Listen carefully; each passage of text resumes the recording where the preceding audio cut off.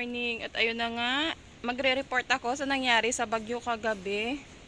Grabe, talagang winash out niya yung mga gamit namin, nagsisiliparan sa sobrang bigat, sobrang lakas ng hangin. Yung mga pillows. Oh, lahat wash out.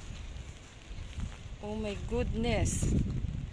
Tingnan nyo lahat ng kabinet. Sira talaga, grabe, sobrang lakas ng hangin kagabi.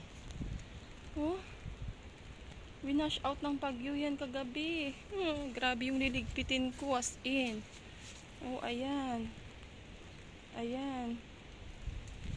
Grabe to, oh. Yung namin masisira to. Yan, oh, nawala yung cover niya. Nilipad. Grabe yung bagyo kagabi. Oh. Ito na naman. As in, oh, yung umbrella namin sobrang laki na niya. Oh. Grabe si bagyo talaga. Magliligpit na ako, guys. Early in the morning dito sa Hong Kong. Maulan pa rin. Masama pa rin yung panahon. Thank you for watching. Keep safe.